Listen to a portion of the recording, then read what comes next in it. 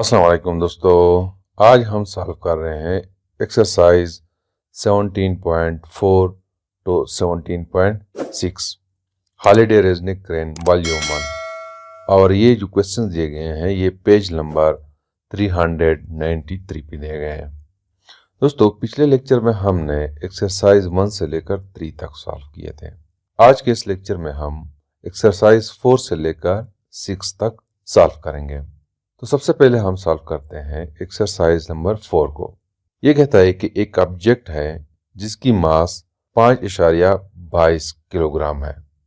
ये एक स्प्रिंग के साथ अटैच किया गया है एट इट्स बॉटम और ये वाइब्रेट करता है और इसकी वाइब्रेशन की स्पीड जो है वो 15.3 सेंटीमीटर पर सेकेंड है और इसका टाइम पीरियड 645 मिली सेकेंड है। तो हमने इस स्प्रिंग की फोर्स कांस्टेंट फाइंड आउट करना है और एम्पलीट्यूड ऑफ मोशन और फ्रीक्वेंसी ऑफ ऑसिलेशन को हमने फाइंड आउट करना है। तो इसको फाइंड आउट करने के लिए सबसे पहले मैं लिखता हूं गिवन डेटा। जो हमें डेटा दिया गया है उसको मैं लिख लेता हूं। गिवन डेटा में हमें दिया गया है मैक्सिमम स्पीड। मैक्सिमम स्पीड दिया गया है 15.3 सेंटीमीटर पर सेकेंड। अब इसको हमने मीटर पर सेकेंड में कन्वर्ट करना है, तो हम इसको डिवाइड करते हैं बाय 100। तो 15.3 ये मीटर हो जाएगा जब हम इसको 100 पे डिवाइड करेंगे और नीचे सेकेंड आ जाएगा। तो इससे हमारे पास वैल्यू आ जाएगी 0.153 मीटर पर सेकेंड। ये मैक्सिमम स्पीड है और टाइम पीरियड हमें दिया गया है t is equal to 645 millisecond. इस मिली सेकेंड को हमने सेकेंड्स में कन्वर्ट करना है, तो इसको हम डिवाइड करते हैं बाय 1000। जब हम इसको 1000 पे डिवाइड करेंगे तो हमारे पास आंसर आ जाएगा 0.645 सेकेंड्स। ये हमारे पास गिवन डेटा है। हमसे जो रिक्वायर्ड है, जो हमने फाइंड आउट करना है, ए है स्प्रिंग कांस्टेंट। स्प्रिंग कांस्टेंट को हमने फाइंड आउट करना है। बी जो है उसमें हमसे रिक्वायर्ड है एम्पलीट्यूड रिक्वायर्ड है और सी में हमसे जो रिक्वायर्ड है वो है फ्रीक्वेंसी ऑफ ऑसिलेशन। यहाँ पे एम्पलीट्यूड है, उसको हमने फाइंड आउट करना है। तो सबसे पहले मैं फाइंड आउट करता हूँ स्प्रिंग कांस्टेंट को। तो दोस्तों, स्प्रिंग कांस्टेंट को फाइंड आउट करने के लिए हम इक्वेशन यूज करते हैं कि angular frequency is equal to k divided by m. ये इसका स्क्वायर हो जाएगा। इस इक्वेशन के थ्रू हम स्प्रिंग कांस्टेंट को फाइंड आउट कर सकते हैं। तो यहाँ पे मैं लिख सकता हूँ कि spring constant is equal to omega square m. इसको मैं नाम देता हूँ इक्वेशन नंबर 1। अब दोस्तों, यहाँ पे हमारे पास एंगुलर फ्रीक्वेंसी नहीं है, तो सबसे पहले हम एंगुलर फ्रीक्वेंसी को फाइंड आउट करते हैं। तो एंगुलर फ्रीक्वेंसी के लिए हमारे पास इक्वेशन है कि it is equal to 2 pi divide by time period. अब इस इक्वेशन में हम वैल्यूज पुट करते हैं। तो 2 पाई की वैल्यू 3.14 है और टाइम पीरियड हमें दिया गया है it is equal to 0.645 seconds. तो इसको जब हम आपस में मल्टीप्लाई और डिवाइड करेंगे तो angular frequency will be equal to 9.74 radian per second. अब हम स्प्रिंग कांस्टेंट को फाइंड आउट कर सकते हैं। तो यहाँ पे मैं वैल्यूज पुट करता हूँ। Spring constant will be equal to 9.74 का स्क्वायर हो जाएगा और मास हमें दिया गया है 5.22 किलोग्राम। यहाँ पे मैंने गिवन डेटा में मास नहीं लिखा हुआ है, लेकिन ये मास है 5.22 किलोग्राम। तो इसको हम आपस में मल्टीप्लाई करते हैं तो we will get K is equal to 495 newton per. ये है हमारे पास स्प्रिंग कांस्टेंट की वैल्यू। अब हम फाइंड आउट करते हैं मैक्सिमम डिस्प्लेसमेंट, यानी कि एम्पलीट्यूड को हमने फाइंड आउट करना है। तो एम्पलीट्यूड को फाइंड आउट करने के लिए हम इक्वेशन यूज करते हैं कि displacement is equal to amplitude sine omega t. इसको हम डिफरेंशिएट करते हैं, तो this will become equal to d x divided by d t. This will become equal to velocity, तो this will be equal to omega x m cos omega t. यहाँ पे जब हम इसको डिफरेंशिएट करते हैं तो साइन ओमेगा टी से हमारे पास आ जाएगा ओमेगा कास ओमेगा टी। तो इसको मैं लिखता हूँ कि v मैक्सिमम, चूंकि हमें मैक्सिमम वेलोसिटी दिया गया है, तो it is equal to x m cos omega t. अब दोस्तों यहाँ पे मैं सपोज करता हूँ कि ये मीन पोजीशन है इस स्प्रिंग की। मीन पोजीशन पे वेलोसिटी मैक्सिमम होती है, वी एम जो है ये मैक्सिमम होती है, और इस पॉइंट पे cos ओमेगा टी 1 के बराबर होती है। तो मैं लिखता हूँ यहाँ पे cos ओमेगा टी मैं सपोज करता हूँ कि इट इज इक्वल टू 1। तो यहाँ पे दिस इक्वेशन जो है it will become equal to v m is equal to omega x m. तो इसको मैं रीअरेंज करता हूँ, we will get x m is equal to v m divide by angular frequency. तो यहाँ पे मैं वैल्यूज पुट करता हूँ। v हमें दिए गए हैं, इट इज इक्वल टू 0.153 है, और एंगुलर फ्रीक्वेंसी की वैल्यू जो हमने फाइंड आउट की है वो 9.74 रेडियन पर सेकेंड है। तो यहाँ से हमारे पास वैल्यू आ जाएगी 1.57 इंटू 10⁻⁻² मीटर। तो ये हमारे पास एम्पलीट्यूड हो गया। अब मैं सॉल्व करता हूँ c को, यानी कि फ्रीक्वेंसी को हमने फाइंड आउट करने हैं। तो फ्रीक्वेंसी को फाइंड आउट करने के लिए मैं इक्वेशन यूज करता हूँ कि f is equal to 1 over t। तो यहाँ पे हमारे पास टाइम पीरियड जो है it is equal to 0.645 seconds. तो यहाँ से हमारे पास वैल्यू आ जाएगी 1.55 हर्ट्ज। तो ये फ्रीक्वेंसी हो गई है। अब मैं सॉल्व करता हूँ एक्सरसाइज नंबर 5। एक्सरसाइज नंबर 5 कहता है कि एक इलेक्ट्रिक शावर है जो आपको यहाँ पे नजर आ रहा है। इसके ब्लेड्स जो है, ये इसके ब्लेड है, ये ऑसिलेशन करता है, और दो एक्सट्रीम पोजीशन के दरमियान जो डिस्प्लेसमेंट है, जो डिस्टेंस है, वो 2 मिलीमीटर है। मतलब ये है कि मैं सपोज करता हूँ कि ये मेन पोजीशन है, और ये यहाँ से लेकर यहाँ तक ये एक्सट्रीम पोजीशन है और ये एक्सट्रीम पोजीशन है।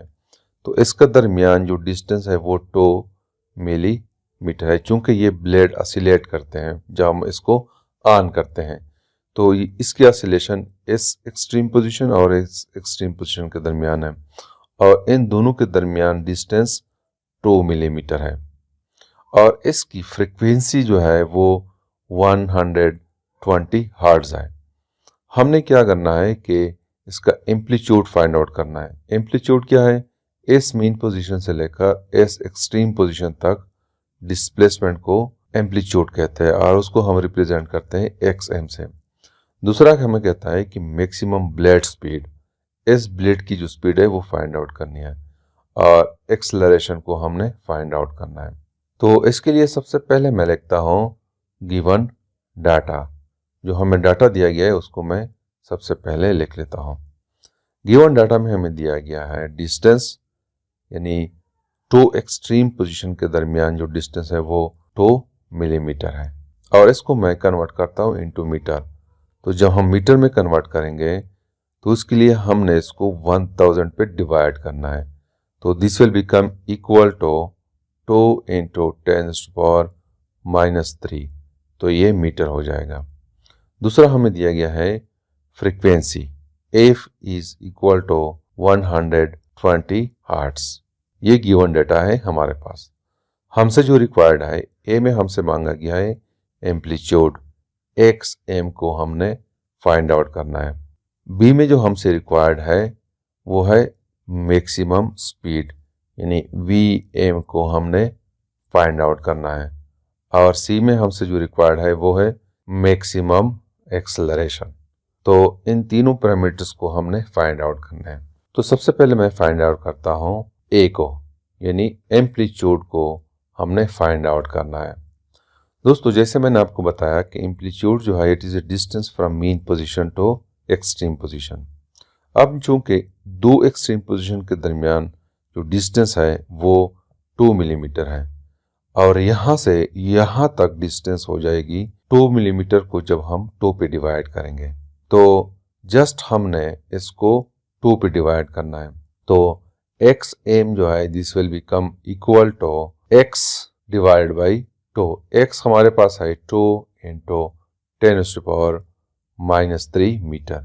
मिलीमीटर को जब हम मीटर में कन्वर्ट करेंगे तो it will be equal to 2 into 10⁻³ इसको हम 2 पे डिवाइड करेंगे।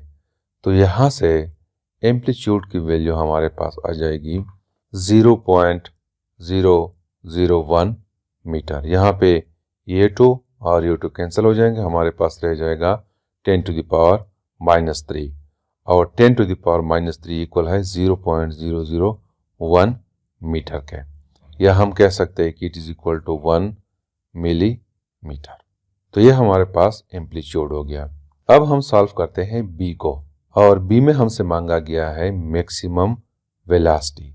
तो दोस्तों, वी एम के लिए हम इक्वेशन यूज करते हैं कि v m is equal to omega x m. तो यहाँ पे हम वैल्यूज पुट करते हैं। V m will be equal to angular frequency, जो कि ये हमारे पास नहीं है। तो सबसे पहले मैं एंगुलर फ्रीक्वेंसी को फाइंड आउट करता हूँ। तो उसके लिए इक्वेशन है कि angular frequency is equal to 2 pi divided by t, या ये इक्वल है 2 पाई एफ के। तो यहाँ पे मैं वैल्यूज पुट करता हूँ। तो it will become equal to 2 into 3.14। F हमें दिया गया है कि it is equal to 120 hertz. तो यहाँ से हमारे पास एंगुलर फ्रीक्वेंसी की वैल्यू आ जाएगी 754 रेडियन पर सेकेंड। तो यहाँ पे हम पुट करते हैं तो वी विल गेट 754 और मैक्सिमम डिस्प्लेसमेंट यानी कि एम्पलीट्यूड जो है ये हमारे पास इक्वल है 0.001 मीटर के। तो यहाँ से हमारे पास मैक्सिमम वेलोसिटी की वैल्यू आ जाएगी 0.754 मीटर पर सेकेंड। अब मैं सॉल्व करता हूँ सी को। तो सी को फाइंड आउट करने के लिए हम यूज करते हैं equation a is equal to, यानी a maximum is equal to omega square x m. दोस्तों, हमें पता है कि equation of simple harmonic motion equal है a plus omega square x m, it is equal to 0। इसको हम लिख सकते हैं कि a is equal to minus omega square x m. यहाँ पे माइनस साइन शो कर रहा है कि ये एक्सेलरेशन और ये डिस्प्लेसमेंट अपोजिट डायरेक्शन में है, तो हमें इसकी ज़रूरत नहीं है। तो लिहाजा हम लिख सकते हैं कि a is equal to omega square x m. तो इस इक्वेशन में हम वैल्यूज पुट करते हैं। तो a will be equal to omega square की वैल्यू है हमारे पास 754 का स्क्वायर हो जाएगा, और एक्स एम की वैल्यू हमारे पास है 0.001। इसको जब हम आपस में मल्टीप्लाई करेंगे तो ए की वैल्यू हमारे पास आ जाएगी 568 मीटर पर सेकेंड स्क्वायर। तो ये हमारे पास रिक्वायर्ड आंसर है। अब मैं सॉल्व करता हूँ एक्सरसाइज नंबर 6। एक्सरसाइज 6 कहता है कि एक कार को 4 स्प्रिंग के थ्रू उठाया गया है और इस कार की जो मास है ये इक्वल है 1460 किलोग्राम, और इसकी जो वाइब्रेशनल फ्रीक्वेंसी है वो इक्वल है 2.95 हर्ट्ज। हमने फाइंड आउट करना है spring constant of all the springs. चूंकि ये तमाम स्प्रिंग हमें कहते हैं कि ये आइडेंटिकल है, तो अगर हम एक स्प्रिंग की स्प्रिंग कांस्टेंट फाइंड आउट करें तो वो सबके लिए हो जाएगी। दूसरा हमें कहता है कि वाइब्रेशनल फ्रीक्वेंसी फाइंड आउट करें। अगर कार में हम 5 पर्सन को बिठाए और हर एक की एवरेज वेट वो 73.2 किलोग्राम है, तो तब जाके इसकी वाइब्रेशनल फ्रीक्वेंसी फाइंड आउट करनी है। तो इसको फाइंड आउट करने के लिए सबसे पहले मैं लिखता हूँ गिवन डेटा, और गिवन डेटा में हमें दिया गया है मास ऑफ कार, जिसको मैं m1 से रिप्रेजेंट करता हूँ। m1 जो है it is the mass of car, और ये इक्वल है 1460 किलोग्राम के हैं। और दूसरा हमें दिया गया है फ्रीक्वेंसी, फ्रीक्वेंसी इक्वल है 2.95 हर्ट्ज। तीसरा हम लिखते हैं m2, m2 वो मास है जिसमें मास ऑफ कार है प्लस 5 पर्सन जो इसमें बैठे हुए हैं उसकी मास है, तो उसको हम ऐड करते हैं। जब हम ऐड करेंगे, अगर एक बंदी की मास 73.2 किलोग्राम है तो 5 की कितनी हो जाएगी? 5 की हो जाएगी, इसको जब हम 5 पे मल्टीप्लाई करेंगे, और mass of car which is equal to 1460 kilogram. तो इसको जब हम आपस में मल्टीप्लाई करेंगे और इसके साथ ऐड करेंगे तो m2 की वैल्यू हमारे पास आ जाएगी 1826 किलोग्राम। ये मास है कार की और कार में बैठे हुए 5 पर्सन्स की। अब हमसे जो रिक्वायर्ड है, ए में हमसे मांगा गया है फोर्स कांस्टेंट, यानी कि के को हमने फाइंड आउट करना है, और सेकंड में यानी बी में हमसे जो रिक्वायर्ड है वो फ्रीक्वेंसी है, फ्रीक्वेंसी को हमने फाइंड आउट करनी है। तो सबसे पहले मैं फाइंड आउट करता हूँ फोर्स कांस्टेंट, यानी कि के को मैं फाइंड आउट करता हूँ।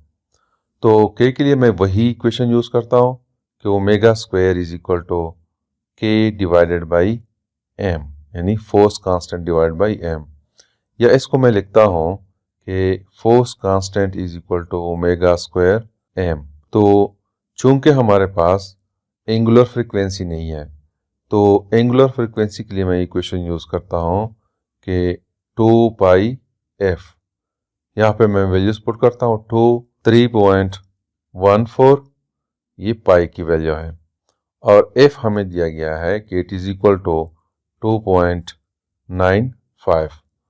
तो यहाँ से हमारे पास एंगुलर फ्रीक्वेंसी की वैल्यू आ जाएगी 18.526 रेडियन पर सेकेंड्स।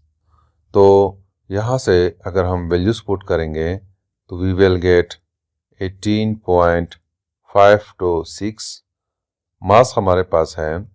अब चूंकि जब हम के को फाइंड आउट करते हैं तो इस कार की मास 4 स्प्रिंग पे डिवाइडेड है, तो हमने चूंकि स्प्रिंग कांस्टेंट एक की फाइंड आउट करनी है, एक स्प्रिंग की हमने फाइंड आउट करनी है, तो एक स्प्रिंग के अंडर जो वेट आता है वो हमने लिखना है। तो लिहाजा हमने इस कार की मास को 4 पे डिवाइड करना है, तो it will become equal to 1460 divided by 4। तो this will become equal to k की वैल्यू हमारे पास आ जाएगी 1.25 इंटू 10⁵ न्यूटन पर मीटर। तो ये हमारे पास के की वैल्यू है। अब मैंने फाइंड आउट करना है बी को। बी में हमसे रिक्वायर्ड है फ्रीक्वेंसी, फ्रीक्वेंसी को हमने फाइंड आउट करनी है। तो फ्रीक्वेंसी के लिए हम इक्वेशन यूज करते हैं कि f is equal to 1/2 pi under root k divided by m. यहाँ पे हम वैल्यूज पुट करते हैं, तो 1/2 इंटू 3.14 हो जाएगा। अंडर रूट में हमारे पास है spring constant which is equal to 1.25 into 10⁵ newton per metre, और नीचे हमारे पास मास है और मास हमने m2 को लेना है।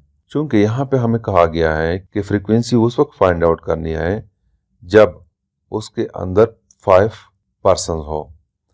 तो 5 person plus mass of car, ये m2 है। और चूंकि फ्रीक्वेंसी हमने एक स्प्रिंग के लिए फाइंड आउट करनी है, तो वो टोटल वेट यानी m2 को हमने 4 पे डिवाइड करना है। जब हम एक स्प्रिंग की फ्रीक्वेंसी फाइंड आउट करते हैं तो वो सब के लिए हो जाती है, क्योंकि हमें कहा गया है कि स्प्रिंग्स जो है वो आइडेंटिकल है। तो यहाँ पे मैं वेट जो कि इक्वल है 1826, उसको मैं डिवाइड करता हूँ 4 पे। तो यहाँ से हमारे पास आ जाएगा frequency will be equal to 1.25 into 10⁵ divided by weight हमारे पास आ जाएगा, जब हम उसको 4 पे डिवाइड करेंगे तो 456.5, ये अंडर रूट के अंदर है। और नीचे हमारे पास आ जाएगा 6.28। तो यहाँ से हमारे पास वैल्यू आ जाएगी अंडर रूट 273.8 हो जाएगा, और डिनोमिनेटर में है 6.28। तो इसको मैं लिखता हूँ कि it is equal to 16.54 divided by 6.28। तो यहाँ से हमारे पास फ्रीक्वेंसी की वैल्यू आ जाएगी 2.63 हर्ट्ज। तो ये फ्रीक्वेंसी ऑफ ऑसिलेशन है। तो this is something about the exercise 4 to 6. Thank you.